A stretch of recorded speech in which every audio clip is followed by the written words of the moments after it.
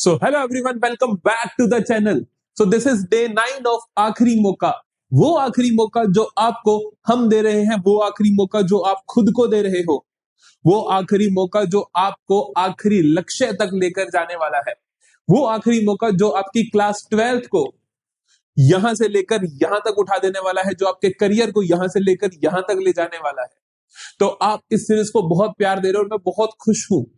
और मैं बहुत खुश इसलिए नहीं हूं कि यार कि मेरे व्यूज आ रहे हैं, मैं खुश इसलिए हूं कि मेरा बच्चा मेरे पे भरोसा कर रहा है. मेरा बच्चा इस चैनल पे भरोसा कर रहा है और मेरा बच्चा मेरे से वादा करता है, हर रोज मुझे याद रखता है, हर रोज अपने आप से एक वादा करता है, हर रोज इस कमेंट सेक्शन में लिख कर जाता है आई विल विन.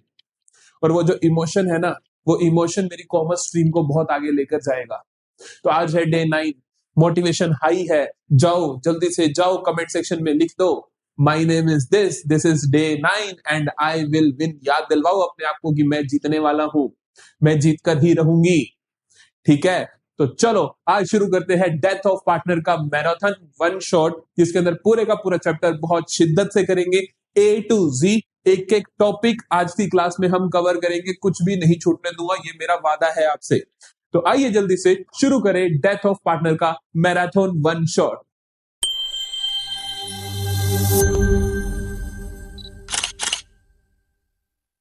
तो मेरी जन सबसे पहले देखते हैं कि what are the adjustments needed at the time of death of a partner. कि जब किसी पार्टनर की डेथ हो जाती है तो हमें क्या क्या काम करने हैं, पहले हम उन्हें समझ लेते हैं.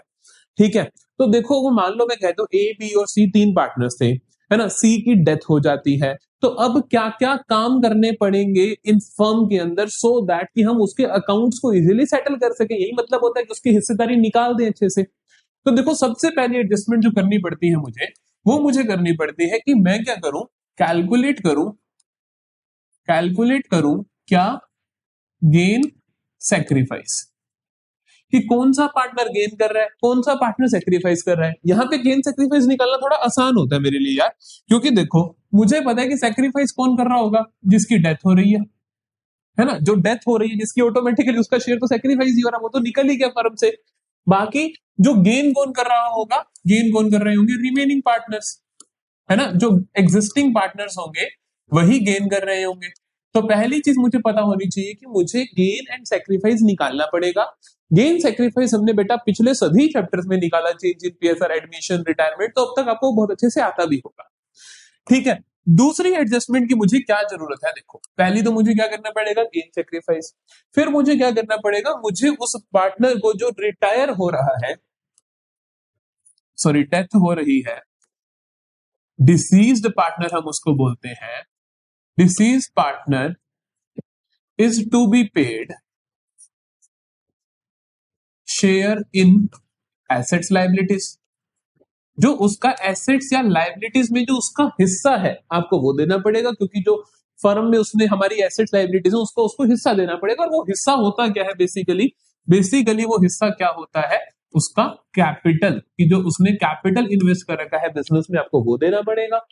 फिर आपको देखना पड़ता है कि चलो अब आपको समझ आए कि गेन सेक्रीफाइस निकाला हमने, उसको कैपिटल का हिस्सा देना पड़ेगा. यहाँ पे और भी हिस्से देने पड़ते हैं, जैसे उसका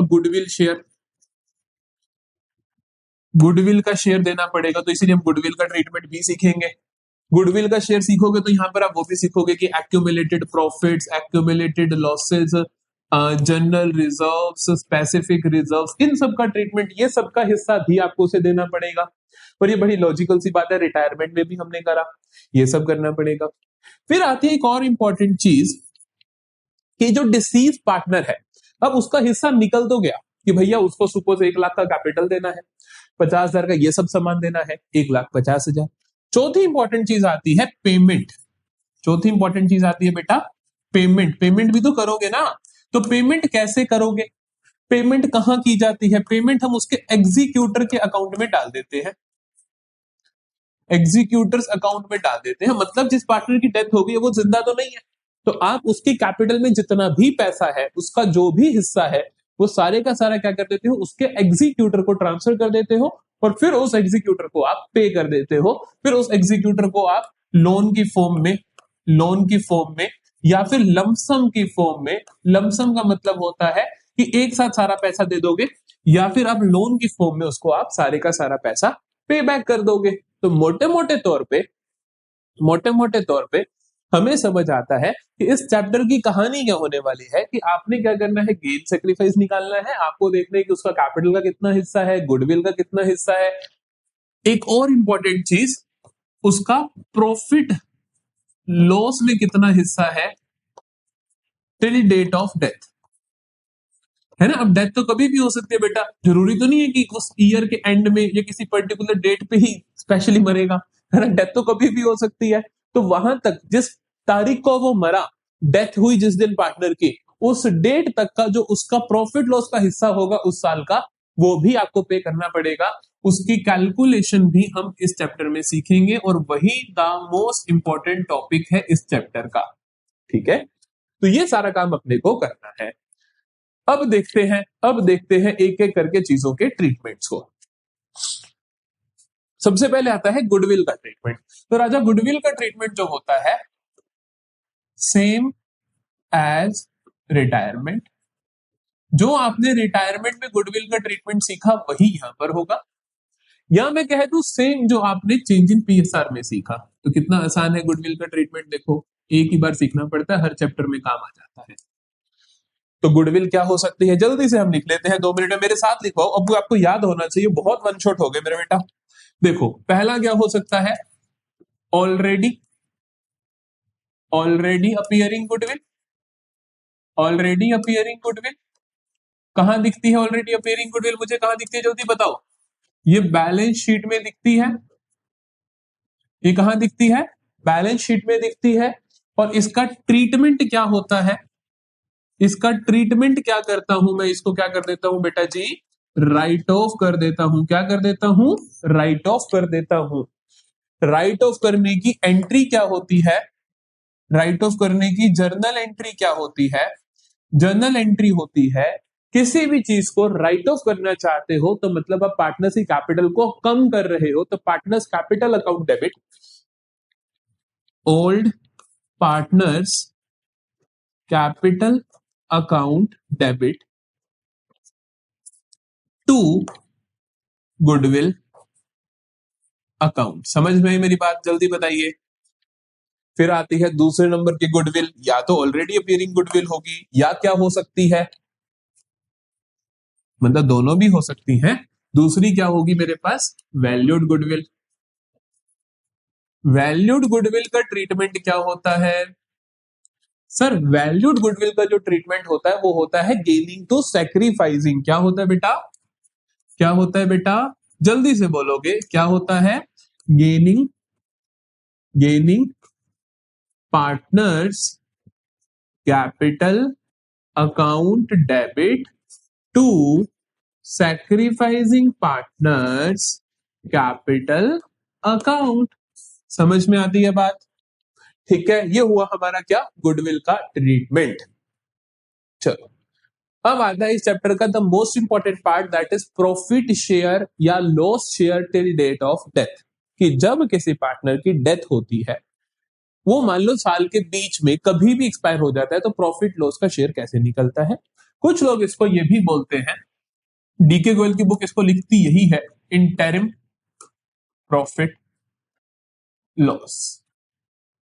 कि इंटरिम प्रॉफिट लॉस मतलब साल के बीच में कहीं पे डेथ हो जाती है, तब जो प्रॉफिट लॉस होगा वो कैसे निकलेगा और उसका क्या ट्रीटमेंट होगा। दो चीजें मुझे सीखनी है।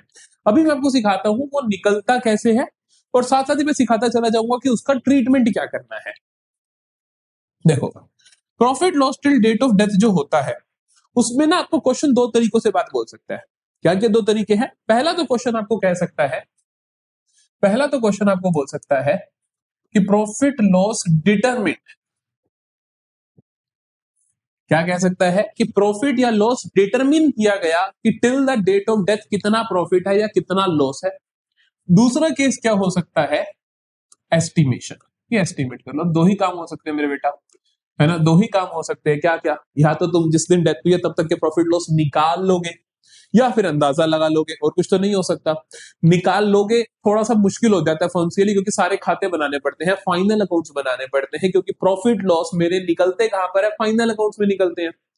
तो वो थोड़ा डिफिकल्ट हो जाता है कि हम निकाले। तो दूसरा तरीका होता है कि अंदाजा लगा लो कि यार अब तक कितना हो गया होगा। तो दो तरीके हो गए, क्या क्या? डिटरमिन कर लो और दूसरा क्या है, एस्टिमेट कर लो। अगर तो आप डिटरमिन कर रहे हो, डिटरमिन कर रहे हो, डिटरमिन करने पे आ जाता है आपके पास प्रॉफिट या आपके पास आ जाता है लॉस। डिटरमिन करने का मतलब क्या होता है बेटा, कि आप फाइनल खाते बना रहे हो और प्रॉफिट लॉस निकाल रहे हो।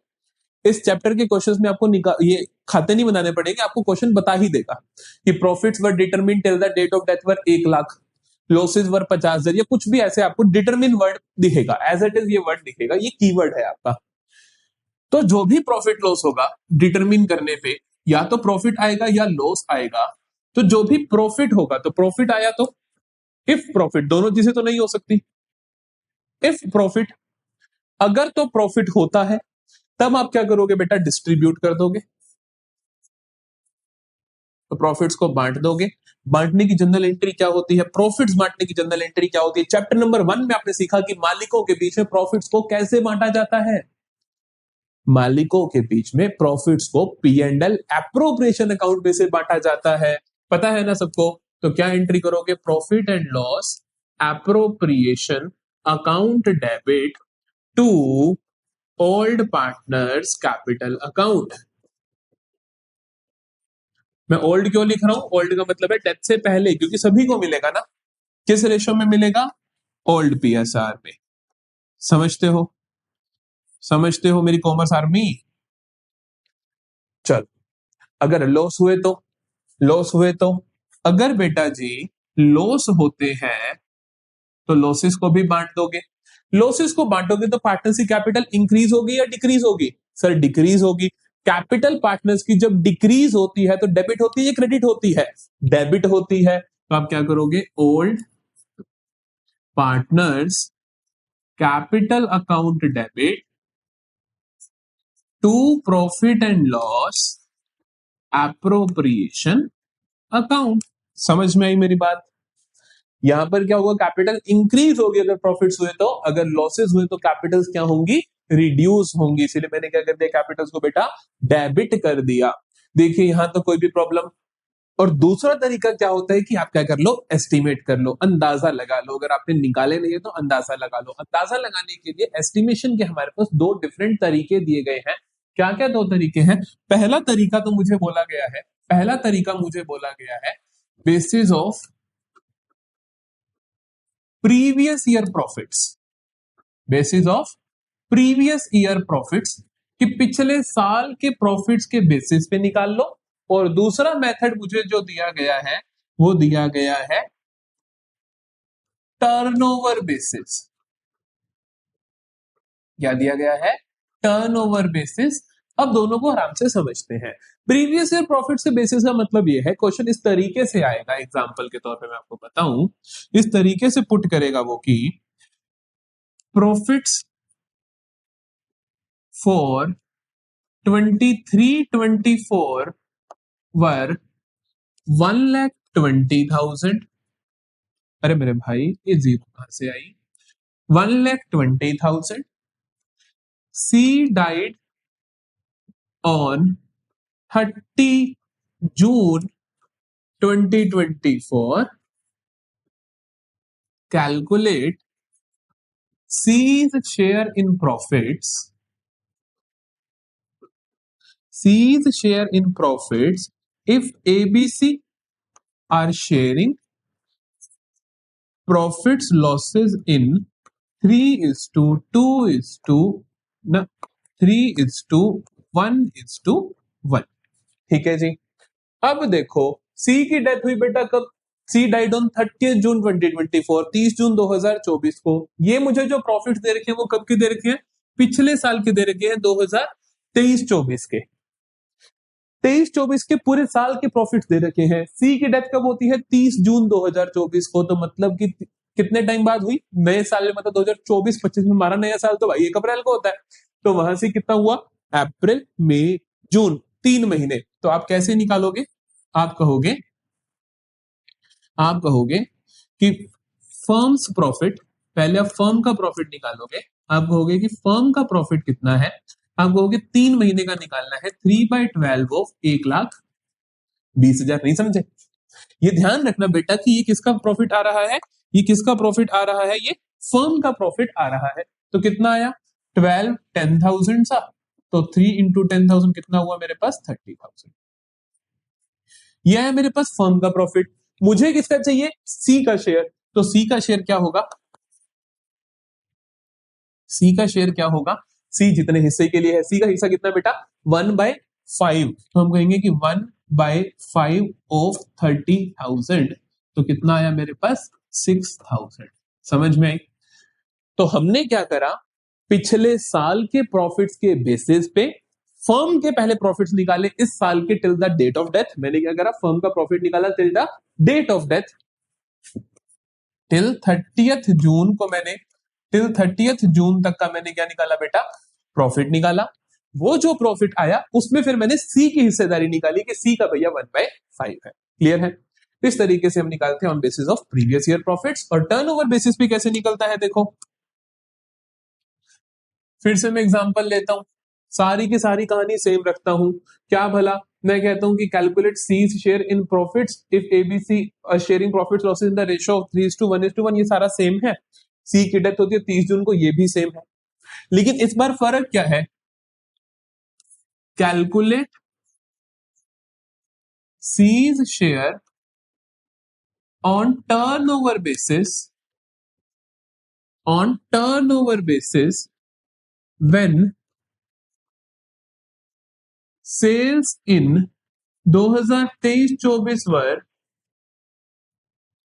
10 lakh and profits 1,50,000 till 30th June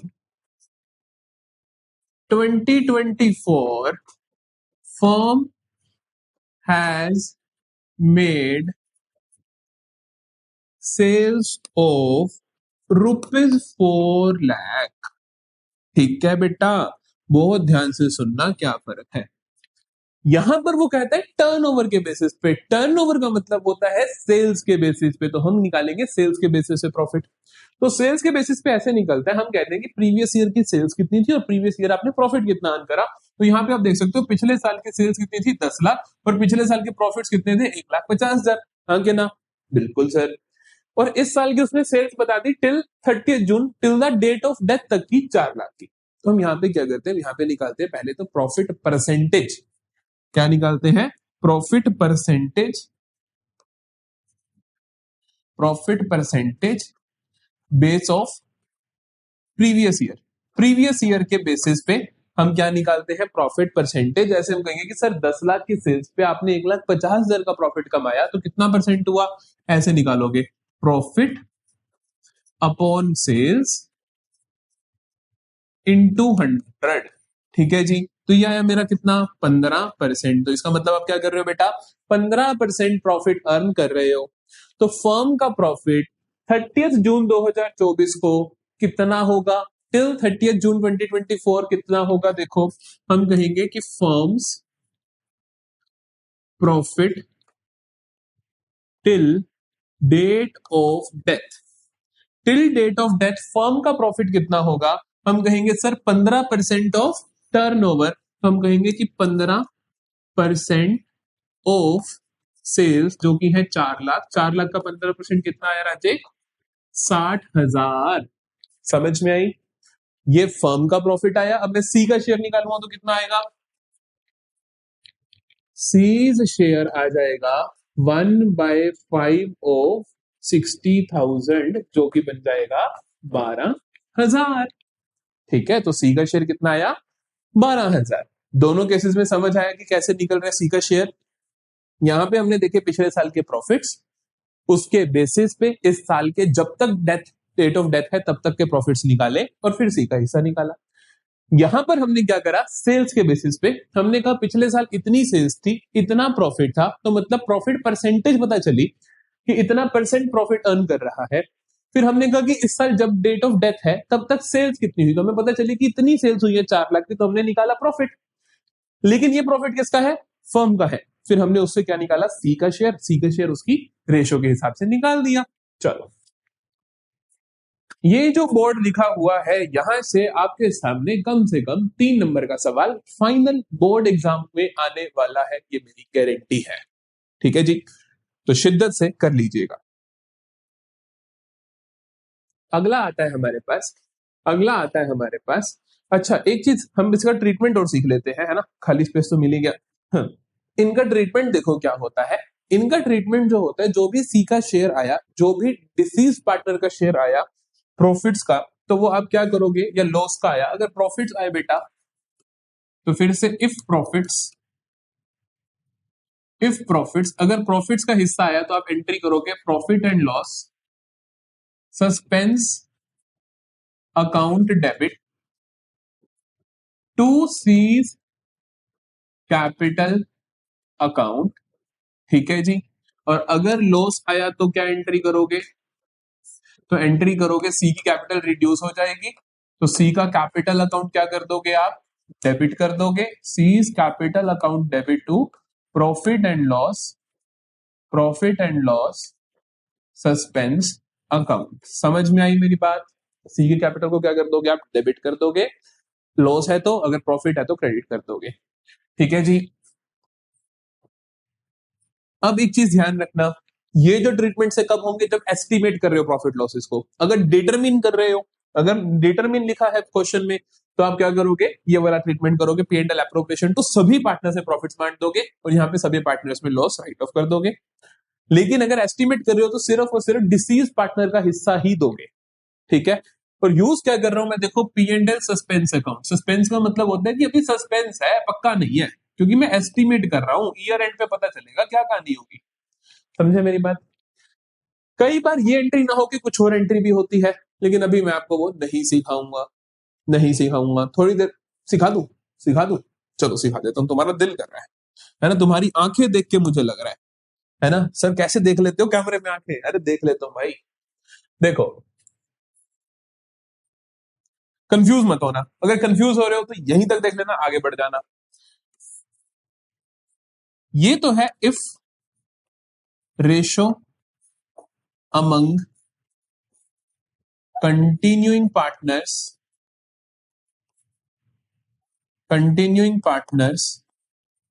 do not change. अगर उनके बीच में रेशो चेंज नहीं हो रही है कंटिन्यूइंग पार्टनर्स के बीच में, और 99% ऑफ द टाइम यही केस होता है पेपर में, लेकिन मेरे को तो 1% की तैयारी भी करवानी है ना। If ratio among continuing partners do not change, तो आप ये वाला ट्रीटमेंट ही करोगे। लेकिन if ratio among continuing partners change, अगर उनके बीच की प्रॉफिट शेयरिंग रेशियो होती है मेरे बेटा चेंज, तो एंट्री क्या करोगे, सुनो, प्रॉफिट्स के केस में एंट्री करोगे आप गेनिंग टू सैक्रिफाइसिंग, हाँ, गुडविल वाली entry, gaining to sacrificing. Loss के केस में एंट्री क्या करोगे आप, सैक्रिफाइसिंग टू गेनिंग। समझ गए? अब मेरे को ये नहीं सिखाना, तो तुम्हें पता ही है गेन कैसे निकलता है, सैक्रिफाइस कैसे निकलता है, जितना गेन हो उतना ही लिखते हो, जितना सैक्रिफाइस हो वो तुम आराम से कर लेते हो, वो सारी कहानी वो मुझे नहीं सिखानी है। लेकिन आपको ध्यान रखना है, गेनिंग टू सैक्रिफाइसिंग एंट्री होगी और सैक्रिफाइसिंग टू गेनिंग एंट्री होगी। ठीक है, जैसे 12,000 उसका प्रॉफिट शेयर आया सी का, सी कौन है बेटा, सैक्रिफाइसिंग, तो सी का तो लिख दोगे 12,000, और ये 12,000 जो एग्जिस्ट रिमेनिंग पार्टनर्स है वो अपनी गेनिंग रेशो में देंगे। ठीक है, ये आपको सीखना होगा बस। क्वेश्चन आएगा, मैं ऐसा क्वेश्चन भी आपको करवा दूंगा। ज्यादातर ट्रीटमेंट यही आता है, क्वेश्चन यही होता है, क्वेश्चन पेपर में आता है इस तरीके से कि एबीसी पार्टनर्स थे, 3:1 प्रॉफिट शेयरिंग रेशो थी, सी की डेथ हो गई, दैट्स इट। तो जो सी को प्रॉफिट शेयर दोगे आप, ये इस एंट्री से दोगे, क्योंकि कुछ ना बोला हो तो यही मान के चलते हैं कि ए और बी के बीच की रेशो चेंज नहीं हो रही है। क्या मान के चलते हैं, ए और बी की रेशो चेंज नहीं हो रही है। ठीक है, अगर मैंने कोई थोड़ा कॉम्प्लेक्स बना दिया तो आई एम सो सॉरी भाई, भूल जाओ मैंने कुछ भी पढ़ाया, भूल जाओ, इतना ही याद रख सकते हो।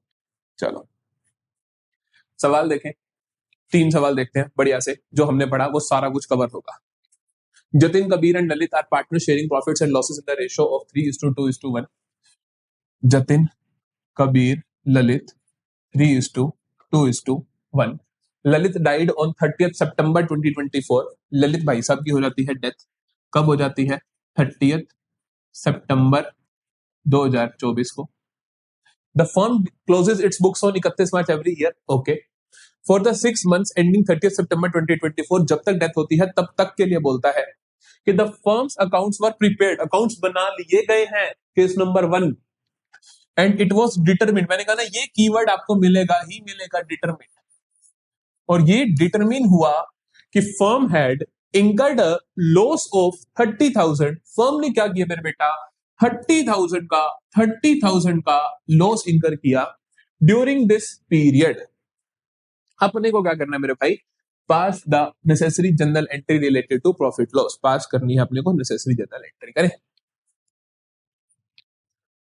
लॉस हुआ, डिटरमिन कर लिया है लॉस, तो आप क्या करोगे, मालिकों में बांट दोगे।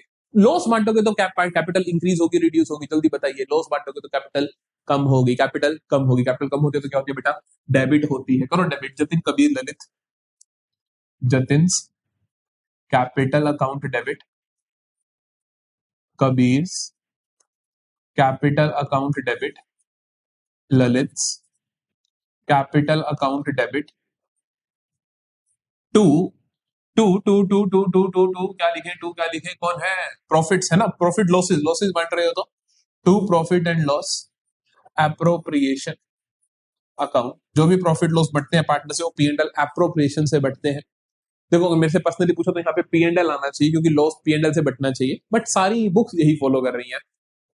मैं यही रिकमेंड करूंगा कि तुम भी P&L एप्रोप्रिएशन भी लिखो, P&L एप्रोप्रिएशन ही लिखो। 30,000 बांट दोगे इनके रेशो में 3:2:1, 6 हिस्से करोगे 30,000 के, 5,000 का एक, 5 इंटू 3 15, 5 इंटू 2 10, 5 इंटू 1 5। सॉर्टेड है कहानी, ठीक है। चलो अगला सवाल देखते हैं, जल्दी जल्दी खत्म करते हैं चीजों को। A, B and C are partners sharing profits and losses in the ratio of 4:3:3. Sir A, B, C 4, 3, 3. C dies on 30th June 2025. C की डेथ हो जाती है 30 जून 2025 को। C की डेथ हो जाती है 30 जून 2025 को। C की डेथ हो जाती है। The firm's last accounting year ended was 31st March 2025. Firm का अकाउंटिंग ईयर पिछला साल था, and the profit for that year was 90,000। पिछले साल के आपको क्या दे दिए, प्रॉफिट्स दे दिए। पिछले साल के आपको क्या दे दिए, प्रॉफिट्स दे दिए। तो मतलब लास्ट ईयर प्रॉफिट्स के बेसिस पे आपको निकालना होगा। पिछले साल के प्रॉफिट्स कितने थे बेटा, 90,000 के, पूरे साल के होते हैं। लिखा हुआ प्रॉफिट फॉर दैट ईयर।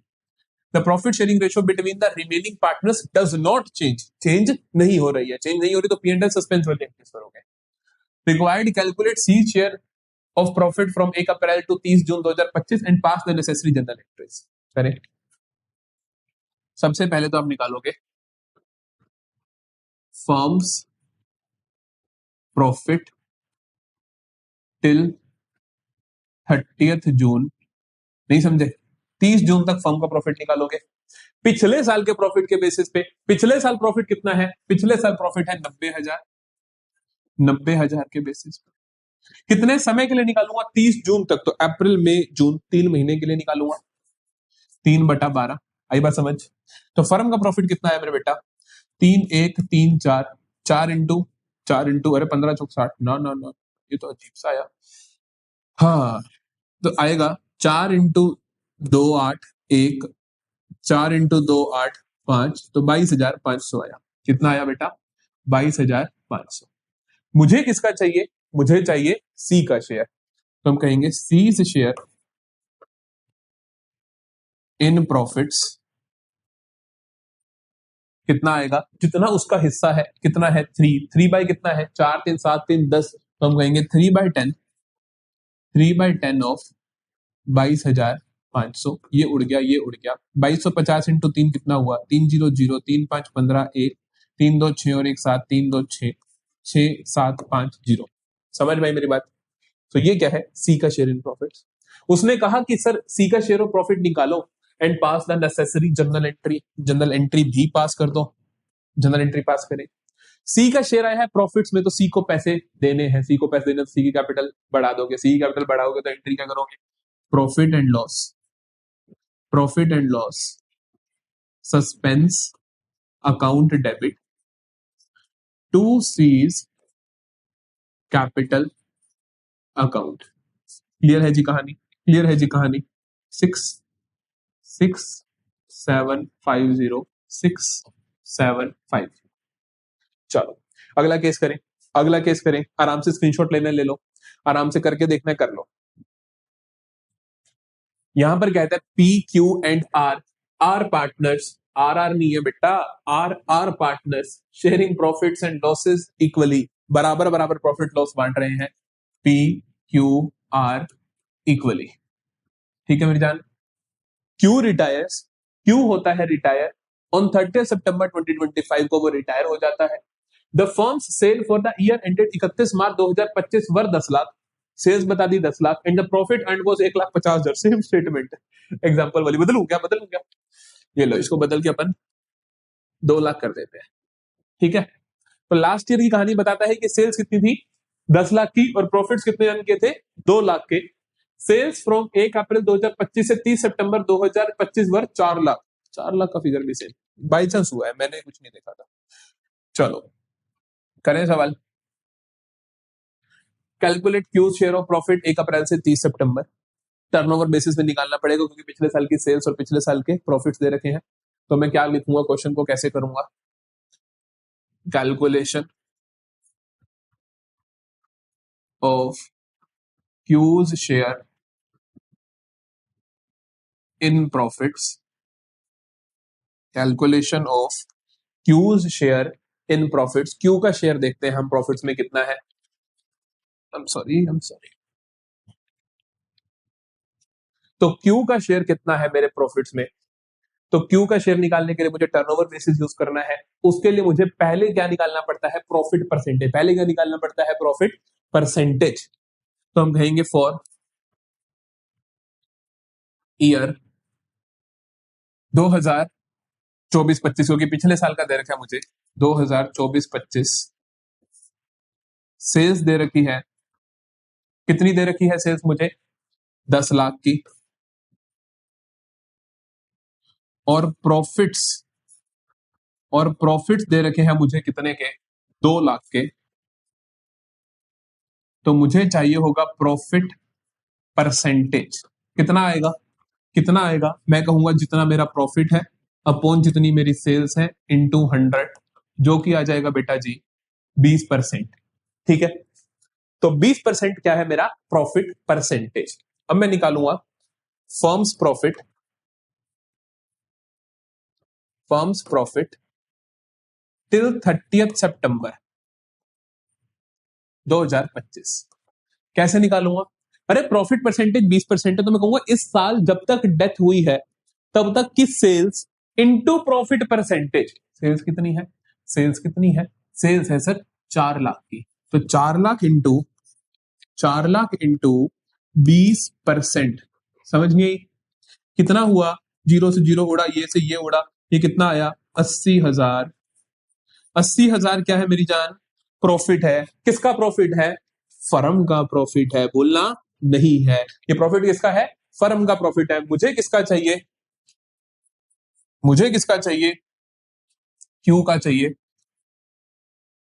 तो क्यूज शेयर कितना हुआ सर, 80,000 तो फर्म का है, इंटू इंटू क्यू है सर इक्वल पार्टनर, तो 1/3। 1/3 मेरे से नहीं निकलेगा, पॉइंटों में आंसर आएगा, ठीक है। तभी इस क्वेश्चन में 1.5 लाख था, ताकि सही आंसर आए, परसेंटेज ऐसे पॉइंटों में आंसर ना आए। समझ गए मेरी बात, समझ गए मेरी बात। So this is how turnover basis पे आपको प्रॉफिट कैलकुलेट करना है। अब इस टॉपिक में किसी बच्चों को कोई प्रॉब्लम नहीं होनी चाहिए। चलो अब कहता है amount due to deceased partners. देखो एक तो वो प्रॉफिट कैलकुलेशन वाला क्वेश्चन आना ही है। कई बार क्या होता है कि amount due to deceased partner question आ जाता है और इसके अंदर प्रॉफिट्स निकालने पड़ते हैं, उसके लिए वो मेथड तो चाहिए ही चाहिए। तो ये देखो, ये भी बहुत इंपॉर्टेंट होता है आपके लिए। Amount due to deceased partner, amount due to deceased partner का मतलब होता है कि जिस पार्टनर की डेथ हो गई है उसको क्या क्या पैसा आपने देना है, क्या क्या पैसा आपने उससे लेना है, उस सब की डिटेलिंग अपन यहां पर करते हैं। तो इसके लिए हम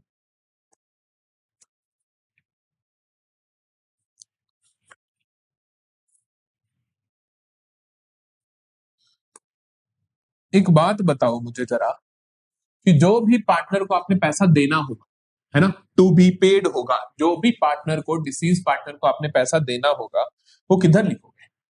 अगर मैं कहूं कि ये डिसीज पार्टनर का कैपिटल अकाउंट है, तो जब भी आपने मालिक को पैसा देना होता है, जब भी आपने मालिक को पैसा देना होता है, तो बेटा किस साइड देते हो आप? क्रेडिट साइड में देते हो, उसकी कैपिटल को इंक्रीज कर देते हो, तो इधर दोगे। उससे कुछ लेना है तो इधर लोगे। अब उसको देना क्या क्या पड़ सकता है, देखो मैं आपको सारे अभी अभी याद करा दूंगा। सबसे पहली कॉमन सेंस की चीज है कि बेटा आप उसको कैपिटल का हिस्सा दे दो, जिसको आप लिखोगे बाय बैलेंस ब्रॉट डाउन, कि उसका कैपिटल का जो बैलेंस होगा वो आप उसको पहले तो वो दे दोगे बाय बैलेंस बीडी लिखकर, जो भी उसका कैपिटल का हिस्सा है। फिर आपको मैं बताता हूं क्या क्या चीजें हैं, है ना, मैं लिखता हूं, फिर आप सोचोगे सर को कैसे याद है, फिर तुम्हें याद कराऊंगा। By interest on capital, by salary, by commission, by general reserve, by specific reserve, by profit and loss account, bracket में एक्यूमुलेटेड प्रॉफिट्स, और by by by by revaluation account, मतलब कि रिवैल्यूएशन प्रॉफिट्स। और क्या आएगा मेरी जान, और क्या दें इसे हम? By by by by partners capital account, bracket में गुडविल का share, by profit and loss suspense account, profit share. चलो मेरे हिसाब से तो इतना ही है। अब देखो ये सारी चीजें अपने को पार्टनर को देनी है, डिसीज पार्टनर को। सर आपने कैसे याद रखा है ये सब कुछ, ये फॉर्मेट कैसे याद रखे हम? जब आपके पूरी पार्टनरशिप के बेसिक्स क्लियर है इस चैप्टर तक तो आपको आता होगा, ध्यान से सुनना। पहले मैंने उसको लिखा बैलेंस बीटी, ये सिंपल है कि उसको आप कैपिटल का हिस्सा दोगे ही दोगे।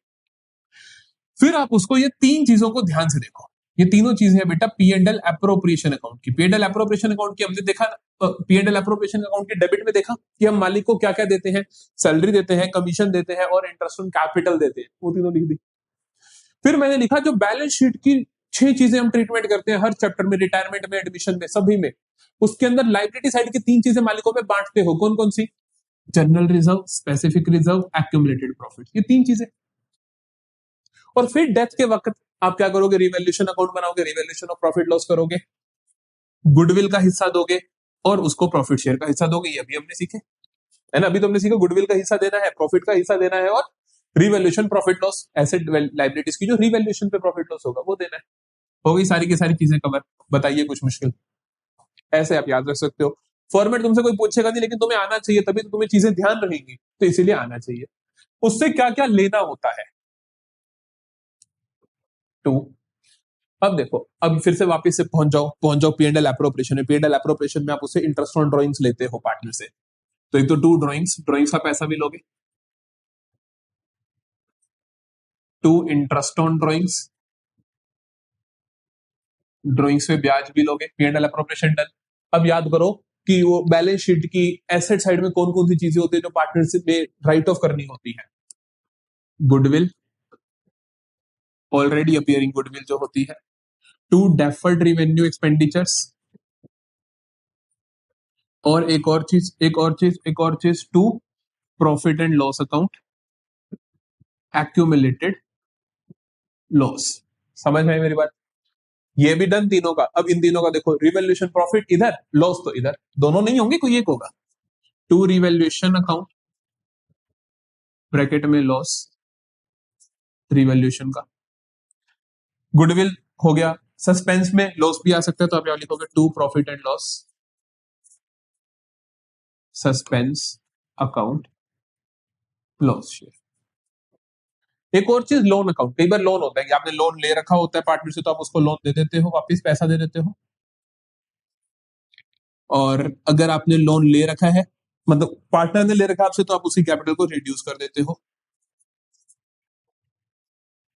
फिर से पूरा एज इट इज याद रखने की कोई जरूरत नहीं है, कोई भी आपसे फॉर्मेट नहीं पूछेगा, लेकिन चीजें आपको सारी पता होनी चाहिए। ये एक पूरी की पूरी लिस्ट है, इसके बाहर कुछ नहीं होगा, जो भी चीज होगी इसी में से होगी।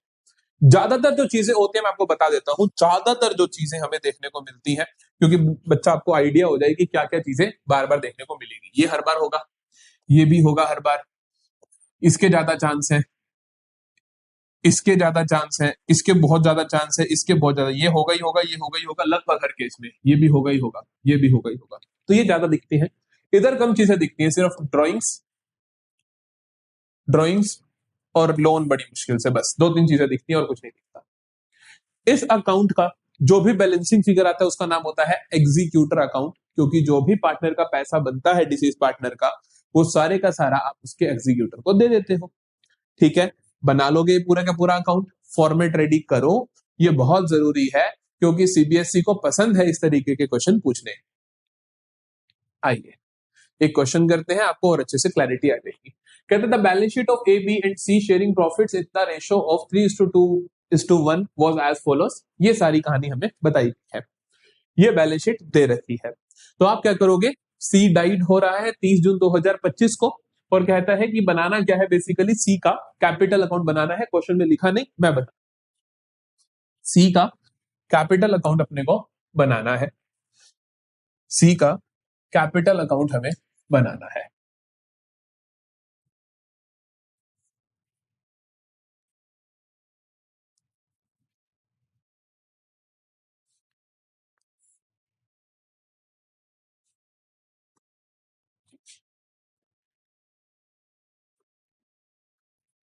सीज कैपिटल अकाउंट, ये हुई डेबिट साइड, ये हुई क्रेडिट साइड। ठीक है, हमें पता है कि क्या क्या चीजें देनी होती है, तो उसको देखने के लिए क्वेश्चन आए तो क्वेश्चन को कैसे करना है, आपने सबसे पहले बैलेंस शीट को घुमा फिरा के देख लेना, एक एक चीज को वो दे दो पहले। बैलेंस शीट में देखो, सबसे पहले उसकी कैपिटल होगी सी की 40,000, आप उसको उसकी कैपिटल दे दो। तो आप कहो ले बेटा 40,000 की अपनी कैपिटल पकड़। कैपिटल का बैलेंस कैसे दिखेगा, बाय बैलेंस बीडी 40,000। ठीक है, हमने क्या करा, बैलेंस शीट के अंदर से उसको, बैलेंस शीट का हिस्सा उसको हमने दे दिया। और देखो क्या क्या है, अब आप क्रेडिट वाली चीजें दोगे, डेबिट वाली लोगे। क्रेडिट में जैसे कि जनरल रिजर्व, वही तीन चीजें जो हम ढूंढते आए हैं। जनरल रिजर्व 30,000 बांटना चाहिए मालिकों में, चेक कर लो इसके रिलेटेड कुछ बोला तो नहीं। डेटर्स, बिल्डिंग, गुडविल, सी की ड्राइंग, सी का शेयर इन प्रॉफिट्स, सी का लोन, ना कुछ नहीं है।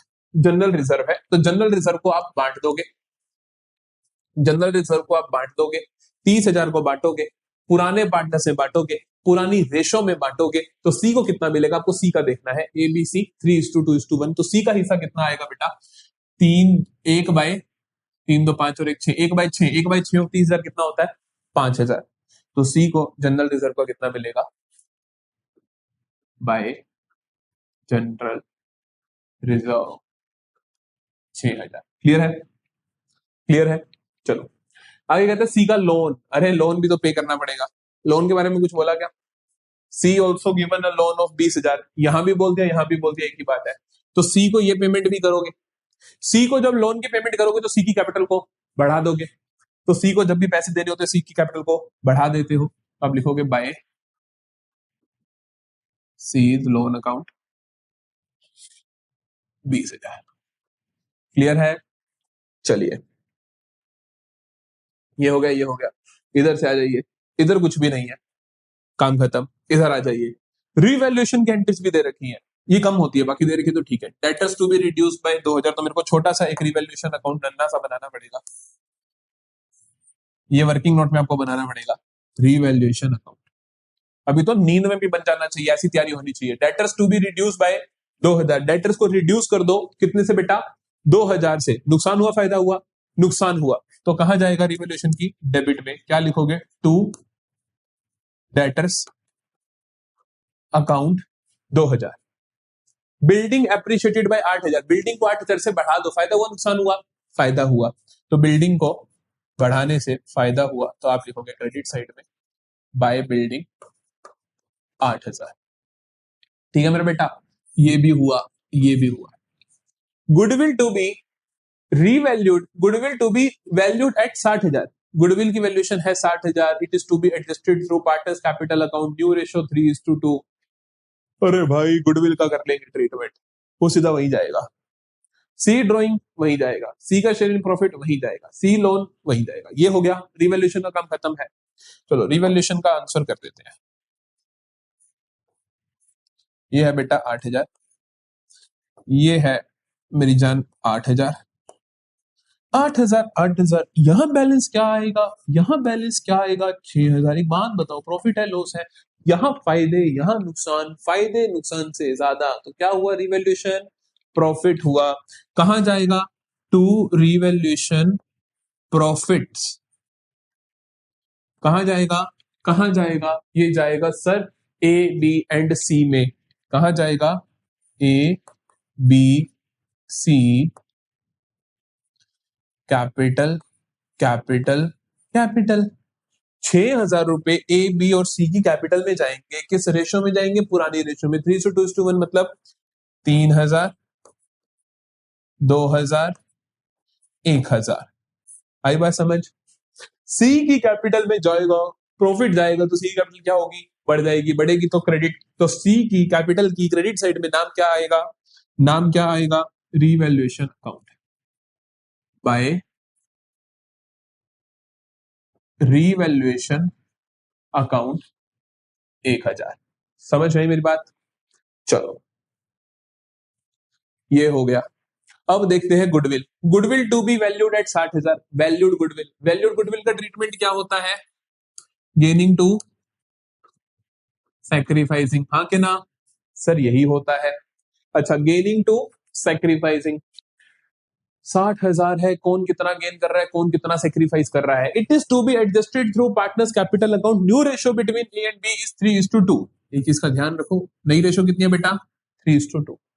पुरानी रेशो कितनी है बेटा इनकी, 3:2:1। तो मतलब कि गेनिंग रेशो क्या हुई, अगर ओल्ड रेशो सेम ही है न्यू रेशो के, तो गेनिंग रेशो भी वही होती है। तो यहां पर गेनिंग रेशो क्या है, गेनिंग रेशो क्या है,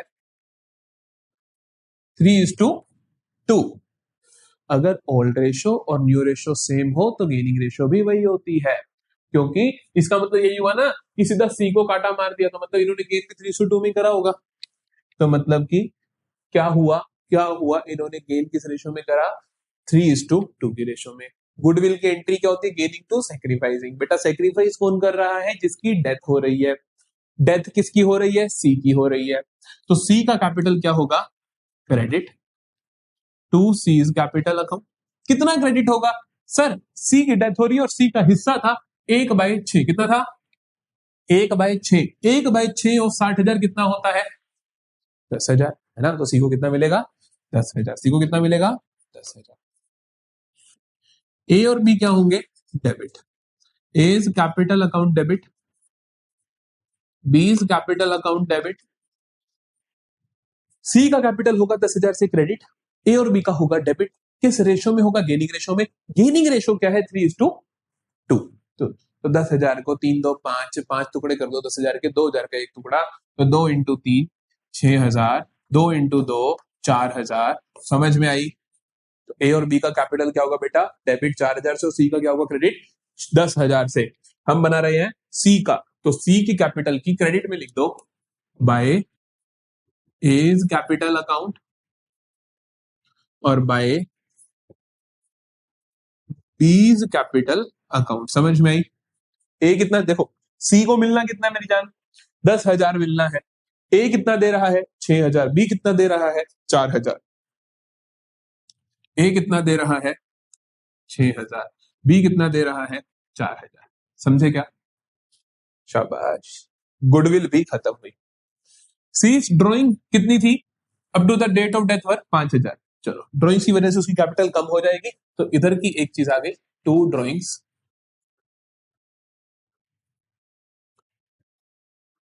5,000। फिर देखो, C's share of profits to date of death is to be calculated on the basis of previous year's profit of 60,000, पिछले साल के प्रॉफिट्स थे 60,000, उसके बेसिस पे निकालना है to the calculated on time basis, इसको टाइम बेसिस भी बोलते हैं। तो लास्ट ईयर के कितने हैं?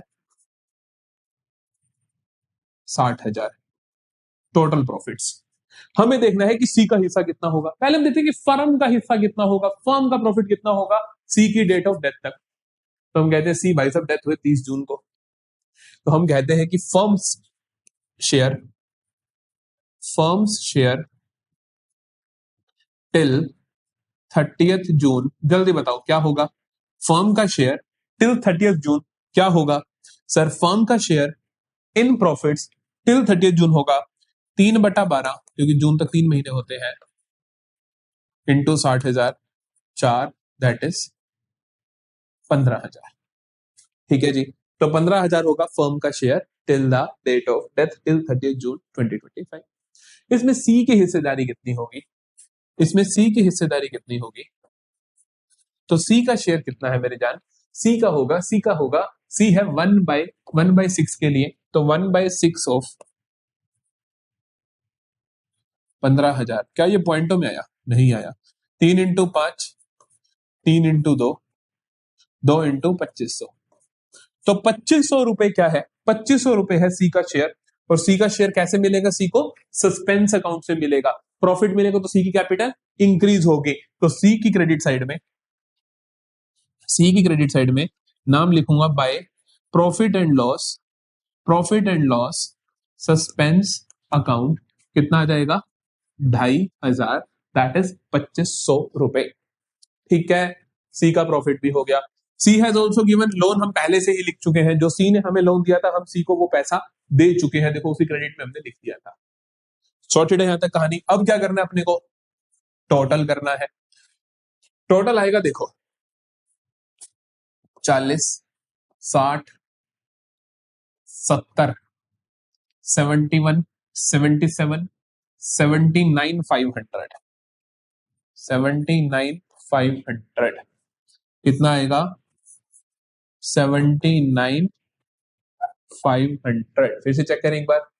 40 प्लस 20 60, ये हुआ 70, ये हुआ 77,000, और ये हुआ 77 प्लस 25 79,500। 79,500 में से 5,000 गए तो क्या आ जाएगा मेरे पास? 74,500। और ये किसको दोगे आप? To C's executors account. यही रिटायरमेंट का सवाल होता तो सब कुछ सेम होता, बस यहां पर आप लिखते टू सीज लोन अकाउंट, बाकी सब कुछ डिटो कॉपी पेस्ट होता। ठीक है जी, बताओ जी यहां पर कोई भी प्रॉब्लम, कोई भी दिक्कत किसी भी बच्चे को तो प्लीज कमेंट सेक्शन में लिख देना। मैं आने वाली क्लासेस के लिए ध्यान रखूंगा कि आपको जब रिवीजन करवाएं हम तो उसके अंदर उन चीजों को इंक्लूड करें। सो अब आता है मेरे पास the very last topic of this chapter and that is executors account. देखो एग्जीक्यूटर का अकाउंट का मतलब होता है कि जो अमाउंट पेबल है डेथ डिसीज पार्टनर के एग्जीक्यूटर को, उसकी आप पेमेंट्स कैसे कैसे करोगे। मैंने आपको रिटायरमेंट के वन शॉट में एक केस करवा दिया था कि लोन अकाउंट 2 डिफरेंट तरीकों से पूछ सकता है आपके एग्जाम में। एक केस मैंने आपको रिटायरमेंट में करवा दिया था और एक केस आज करवा रहा हूं। जो इसका एक एडवांस लेवल केस है वो डेथ ऑफ पार्टनर के, जो हमारे पास हमारे क्या कहते हैं फुल लेक्चर की सीरीज है, उसका जो लास्ट पार्ट है उसमें मैंने करवा रखी है। अगर आप वो भी देखना चाहते हो तो वहां से कर सकते हो, लेकिन जो पेपर में क्वेश्चन आता है जनरली वो इन्हीं 2 में से एक आता है। ठीक है, एक तरीका हमने पिछली क्लास में सीखा, रिटायरमेंट के वन शॉट में सीखा, और दूसरा तरीका आज की क्लास में हम सीखेंगे। क्वेश्चन को मेरे साथ रीड करना। कॉन्सेप्ट आपको पता है कि क्या करना होता है। पहले आपको ब्याज लगाना होता है, फिर पे करना होता है, फिर बैलेंस लिखना होता है, यही काम करना होता है। फिर ब्याज लगाओ, पे करो, बैलेंस लिखो, एकदम यही रिपीट आपको करना है। ठीक है, क्वेश्चन को रीड करते हैं। Ditto same copy paste question मैंने लिया है, सिर्फ जो चीज चेंज होनी चाहिए इंस्टॉलमेंट भरने का तरीका उतना ही चेंज करा है। देखो कहते हैं कि Ram Shyam and Mohan are partners in the firm on 31st March 2022। Mohan died from the firm after all necessary adjustments for revaluation goodwill and reserves. The total amount due to Mohan is 90,000। Mohan को टोटल कितने पैसे देने हैं मैंने? 90,000 देने। This entire amount is transfer to Mohan's executors account. Mohan के executor को सारे का सारा पैसा ट्रांसफर कर दिया और the loan is to be repaid in equal annual installments of 40,000। Retirement वाले चैप्टर में जब हमने सीखा था तो वहां पर था कि तीन इक्वल इंस्टॉलमेंट्स प्लस ब्याज आपको देना है, कि तीन बराबर की किस्तें प्लस ब्याज देना है।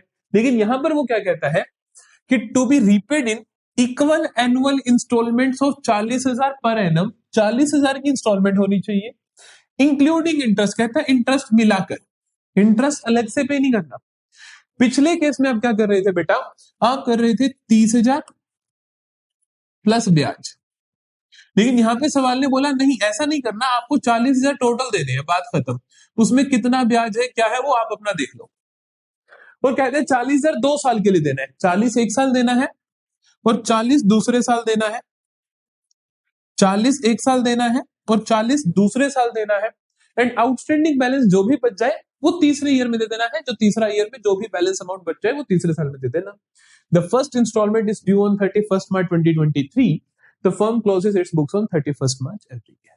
आराम से सवाल को करेंगे, जो जो मेरे बेसिक्स है वो ध्यान रखेंगे मेरे बेटा।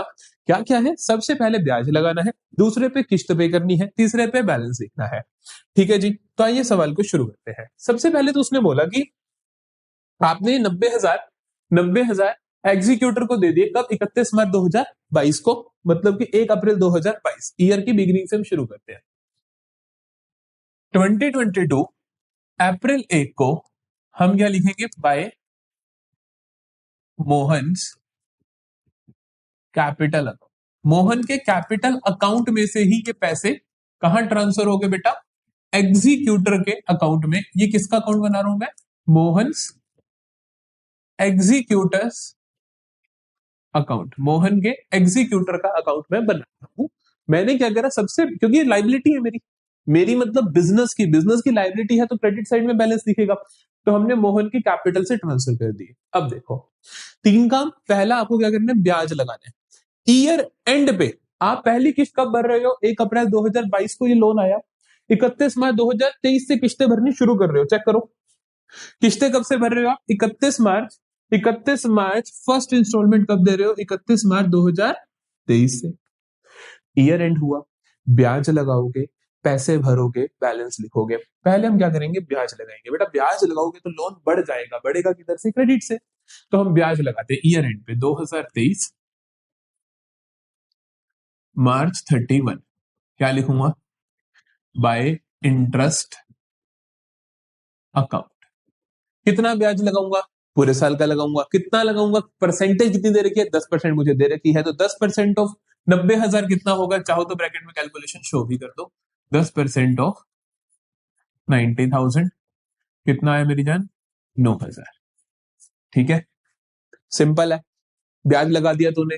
अब क्या करना है, अब अपने को पेमेंट करनी है। एक बात, दो पेमेंट करोगे तो लोन बढ़ेगा कम होगा। मैंने आपसे लोन ले रखा है, मैंने आपको पेमेंट कर दी, तो मेरा आउटस्टैंडिंग अमाउंट बढ़ा या कम हुआ, कम हो गया। तो मैं इधर लिखूंगा 2023 मार्च 31। पेमेंट करनी कितनी है, क्वेश्चन ने साफ साफ बोल दिया 40,000 रुपए देने हैं इंक्लूडिंग इंटरेस्ट, मतलब ब्याज अलग से नहीं देना है। तो आप 40,000 पे कर दोगे, एज सिंपल एज दैट। ब्याज लगाया, इंटरेस्ट लगाया, मैंने पेमेंट कर दी, और अब क्या करूंगा, बैलेंस लिख दूंगा। क्या लिखूंगा, to balance carried down. Balance carried down कितना आएगा, आप टोटल्स करके चेक कर सकते हो। 90 प्लस 9 कितना आया, 99,000। 90 प्लस 9 कितना आया, 99,000। और ये कितना बचा बैलेंसिंग फिगर, 59,000। ठीक है, जो बैलेंस कैरिड डाउन है वो बैलेंस ब्रॉट डाउन बनेगा, उसमें हमें कोई दिक्कत नहीं है। हम कहते हैं 2023 अप्रैल 1 को बाय बैलेंस ब्रॉट डाउन कितना आएगा, 59,000। ठीक है, फिर से 3 का ब्याज लगा दो, interest bank balance, interest bank balance IBB आप याद रख सकते हो। ठीक है, IBB, EBB भी नहीं, IBB। ठीक है, IBB इंटरेस्ट लगाओ जल्दी से, कब लगेगा, 2024 मार्च 31 बाय इंटरेस्ट अकाउंट अब ब्याज 10% किस पे लगना चाहिए? जो आउटस्टैंडिंग अमाउंट है उस पे लगेगा, है ना। आउटस्टैंडिंग कितना था बेटा? 59,000 था सर साल की शुरुआत में जो लोन बच गया था, तो बाकी तो हमने पे कर दिया था। तो 59,000 का 10% लगा दोगे, कितना आ जाएगा? 5900 ब्याज लगा दिया। IBB अगला, बैंक से पे करोगे, तो 2024 मार्च 31 टू बैंक अकाउंट कितना पे करना है? उसने बोला हर साल 40,000 ही करना है, चिंता नहीं करनी है आपको, 40,000 कर दो, पहले 2 सालों के लिए 40,000 ही पे करना है, कर दिए 40,000। जो बच गया वो क्या होगा? Balance to balance carried down. Balance carried down कितना आएगा? 59,000 और 5900 कितना हुआ? 900, ये हुआ 64,000। इधर आ जाइए, 64,900, 64,900 में से 40,000 गए तो कितना बचा मेरे पास? 24,900। सॉर्टेड।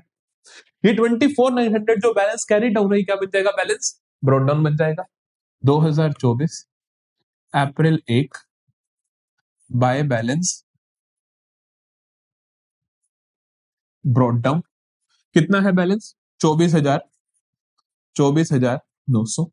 फिर से IBB, आई से बेटा इंटरेस्ट, ब्याज लगाओ पूरे साल का, क्योंकि किस्त तो आप ईयर एंड पे दोगे, 31 मार्च 2023, 31 मार्च 2024, 31 मार्च 2024, 26 का सही, 23, 24 और 25, 2025 मार्च 31 क्या करोगे बेटा जी? Bye interest account. फिर से 10% लगाऊंगा। किसका 10% लगवाऊंगा? आउटस्टैंडिंग अमाउंट का। 24,900 का कितना आया? 2,490 रुपए। IBB फिर क्या करूंगा? पेमेंट करूंगा।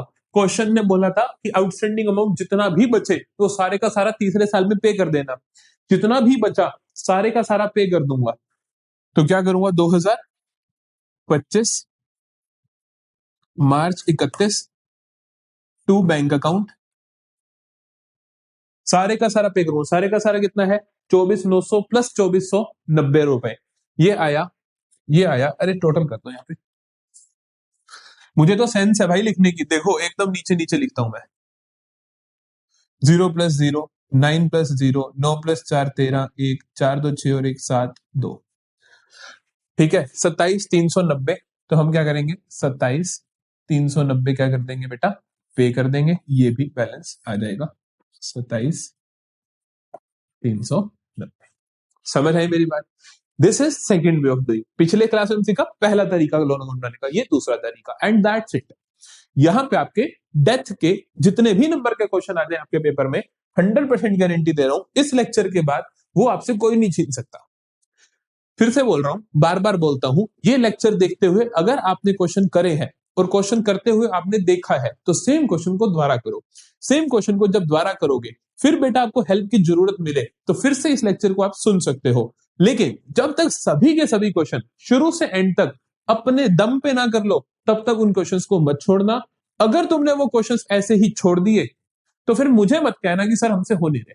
अगर ये कर दिया, मतलब कि सपोज तुमने लोन अकाउंट बनाया, एक बार मेरे से सीखा, बना लिया, फिर तुमने क्या करा? क्वेश्चन सामने रखा, अपने आप करा, अपने आप करते तुम्हें ना कहीं पे डाउट आया, डाउट आया और तुमने क्या करा? फिर वापस से लेक्चर खोला, सुना, कोई बात नहीं, तुमने फिर से कर लिया। तीसरी बार फिर करना है, शुरू से लेके एंड तक, जब तक खुद से ना कर लो, विदाउट एनी एक्सटर्नल हेल्प, एक पॉइंट की भी हेल्प लिए बिना। जितनी मर्जी बार, चाहे 5 बार 6 बार में जाके क्वेश्चन हो, अगर आपने कर लिया, फिर उसके बाद उस कॉन्सेप्ट का सिमिलर क्वेश्चन कोई भी आ जाए, आप क्रैक कर लोगे। मैं सच बता रहा हूं, दिस विल प्रूव। आप करके देखो और फिर अपना कोई भी पेपर उठा के देखना, आपके अंदर कॉन्फिडेंस आ जाएगा। ठीक है? इस बात को मानोगे? प्रॉमिस करो, मानोगे? प्रॉमिस करो, जल्दी जाओ नीचे, प्रॉमिस करो कि सर प्रॉमिस करता हूं, प्रॉमिस करती हूँ। वैसे गर्ल्स को ज्यादा दिक्कत आती है इस मामले में, सीरियसली बता रहा हूं। तो जल्दी से सारी लड़कियां नीचे कमेंट सेक्शन में स्पेशली लिखेंगी, सर मैं प्रॉमिस करती हूँ, I will follow this. 3-4 chapters के लिए ऐसा फॉलो कर ले मेरे बेटा, यू विल रियलाइज कि बहुत बहुत फायदा हो रहा है। ठीक है? सबने ये फॉलो करना है। जल्दी से जाओ नीचे, मुझे प्रॉमिस करो और डन लिख दो। ये लेक्चर हमारा हो गया है। ठीक है जी? अब मिलेंगे डे 10 पे। डे 9, 9 दिन बहुत अच्छे से हमने समाप्त कर लिए हैं। 20 दिनों की हमारी सीरीज है और उसमें हमने सारा का सारा सिलेबस कवर करना है और देखो कितनी जल्दी पार्टनरशिप के एंड पे पहुंचने वाले हैं। तो डिसोल्यूशन के वन शॉट के साथ जल्दी मिलेंगे, तो अपनी तैयारी जारी रखो। मिलते हैं नेक्स्ट लेक्चर में।